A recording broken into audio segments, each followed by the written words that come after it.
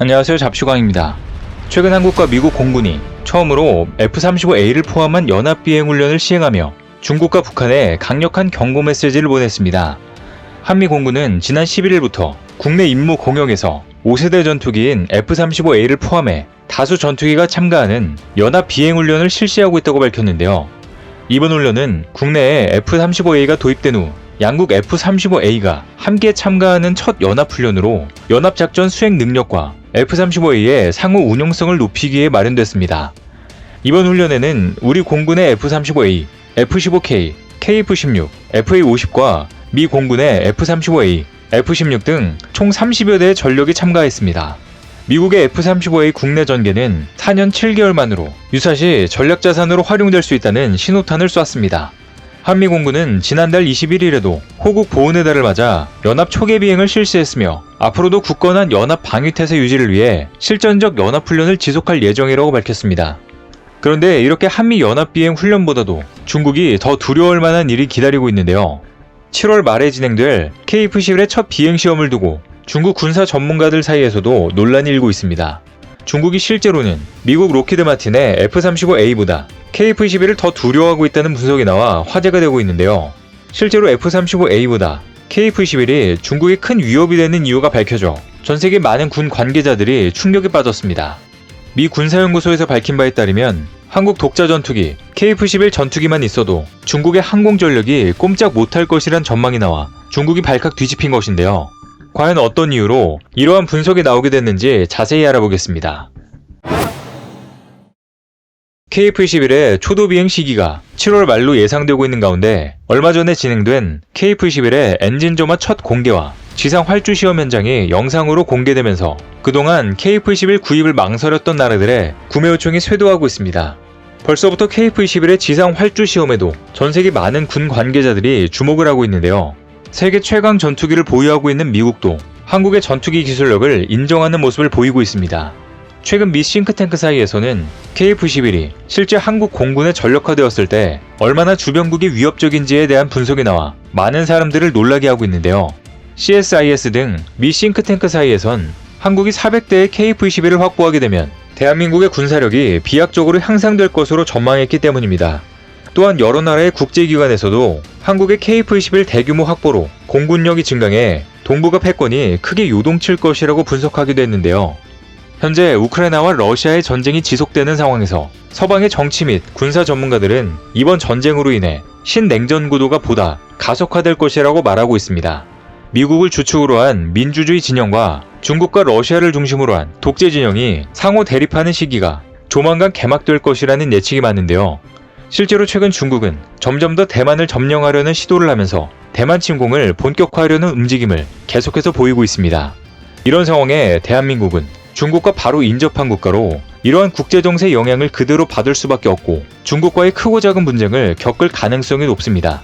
물론 지금도 중국에서 걸어오는 여러가지 동북공정 시비들로 인해 문제가 되고 있으며 실제로 앞으로 군사적으로도 여러가지 분쟁이 발생할 소지가 매우 높은 상황인데요. 그런데 만약 중국이 어떤 이유로 한국과 맞붙기라도 한다면 이전까지는 전혀 상상하지 못했던 놀라운 결과가 나온다는 분석이 나왔습니다. 현재 중국은 젠20 스텔스 전투기를 생산한다고 알려져 있습니다. 하지만 사실상 중국의 젠20이 실제 상공에서 보여준 능력은 아무것도 없는데요. 젠20 전용 WS-15 엔진의 대량 생산에도 아직까지 성공하지 못하고 있으며 전체적인 엔진 기술과 항공 기술 면에서 뒤떨어진다는 평가를 받고 있습니다. 중국이 원래 뻥 스펙이 심하기 때문에 믿을 수가 없지만 만약 중국이 공개한 정보가 전부 사실이라고 가정한다면 일단 우리도 젠20에 대응하기 위한 독자적인 방안이 필요한데요. 그게 바로 KF-11이 필요한 이유입니다. 현재 KF-11의 엔진 시험을 비롯해 지상 활주 시험에서 보여준 모습과 그리고 곧 7월 말로 나가올 비행 시험에 중국이 경악하는 이유가 따로 있다고 하는데요. 먼저 간단히 중국의 젠20 전투기에 대해 분석해 보겠습니다. 지난 2010년 12월에 젠20의 시제기가 최초로 공개된 이후 현재까지도 젠20에 대한 자세한 정보는 거의 공개되지 않고 있습니다. 그래서 젠20에 대한 객관적인 분석이 곤란해졌습니다. 기존의 중국은 러시아의 수호-27을 그대로 불법 복제하거나 서방의 방위산업체를 해킹해 기술을 훔쳐서 젠11을 개발한 사건이 있으면서 큰 논란을 일으켰었는데요. 그래서 서방의 항공 전문가들은 중국이 일으킨 불법적인 사건으로 인해 젠20이 2010년대 이후 등장한 서구권 전투기의 기술 복제품 혹은 러시아의 기술을 이전받거나 해외의 기술을 어설프게 복제한 미완성 전투기라고 분석하고 있습니다. 하지만 2016년에서 2021년 사이에 등장한 중국 내부 자료에 따르면 중국이 젠20을 개발하는데 아주 긴 시간과 천문적인 예산이 투입되었다는 사실이 공개되었습니다. 실제 중국의 보도 자료를 전부 믿을 순 없겠지만 그 내용에 따르면 젠20 개발로 이어진 최초의 차기 전투기 연구는 1980년대부터 진행되었다고 합니다. 중국은 부족한 항공 기술력을 극복하고자 러시아, 독일, 이스라엘, 해킹 등의 모든 수단을 총동원함은 물론이고 수십조 원의 막대한 예산을 투입한 것으로 알려졌습니다. 중국은 1986년부터 레이더 스텔스 기술을 연구해왔는데요. 레이더 스텔스 기술은 어떠한 국가에서도 직접 제공하지 않기에 중국은 본인들이 독자 개발했다고 외치고 있지만 해외에서 불법적으로 입수한 기술들로 대부분 개발을 해온 것이 분명한데요. 또 수십조 원의 막대한 돈을 쏟아부었기 때문에 어느 정도 기술력이 확보된 것으로 평가받고 있습니다. 하지만 이 수준은 한국에 미치지 못하는데요. 그 이유는 뒤에 자세히 설명해 드리겠습니다. 중국 항공산업계는 축소 모형에 대한 레이더 반사면적 계측 시설을 시작으로 설계와 시뮬레이션 기술을 축적해 레이더 반사면적 계측 설계, 소프트웨어를 개발했으며 이를 바탕으로 다양한 환경의 시뮬레이션을 진행했습니다. 당시 미국의 F-22 모델을 적극 벤치마킹에 테스트하였으며 레이더 반사 면적이 줄어들수록 교전 효율 역시 기하급수적으로 증가한다는 결론을 도출했습니다. 즉 강력한 레이더 스텔스 성능은 공중 우세 확보에 있어 필수적인 요소임이 확인된 것입니다. 정확한 젠20 정보는 공개되지 않았지만 작년에 인도 공군이 티베트 주변에서 비행하는 젠20을 수호이-30의 레이더로 장거리에서 탐지했다고 주장하면서 막대한 돈을 쏟아부었던 젠20의 스텔스 능력에 대한 의구심이 커지기도 했습니다. 이에 중국은 훈련 비행에서는 일부러 레이더 반사 면적을 높이는 장치를 장착했다며 실제로는 F-22에 대적한다고 근거 없는 주장을 하고 있는데요. 지금까지 조사된 바로는 젠20의 스텔스 능력은 실제 주장과는 많이 다르며 기대에 미치지 못하는 것으로 분석되고 있습니다. 또한 스텔스 성능 이외에도 공중 우세를 달성하기 위해 전투기의 강력한 기동성이 중요한데요. 미국 F-22 전투기의 가장 큰 장점 중에 하나로 스텔스 성능도 있지만 강력한 엔진도 있습니다.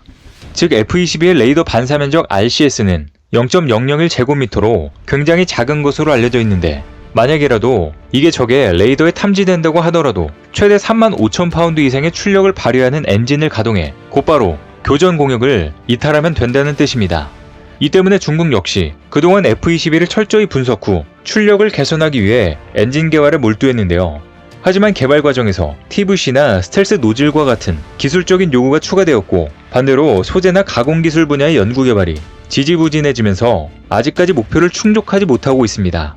이 엔진 기술 개발을 위하여 향후 20년간 3천억 원 위안 약 25조 원을 쏟아 부을 것이라고 했지만 2025년이 넘어가서야 어느 정도 실마리가 보일 것이란 관측만 나오고 있는 상황입니다. 하지만 중국의 레이더 기술은 다른 기술들에 비해 비교적 높은 수준으로 알려져 있습니다. 중국 공군은 이스라엘이 펠컨 조기 광복기를 판매하는 과정에서 미국의 압력으로 무산되긴 했지만 한번 중국으로 넘어갔던 기체로 인해 이스라엘의 에이서 레이더 기술을 몰래 습득하게 된 것으로 알려져 있는데요.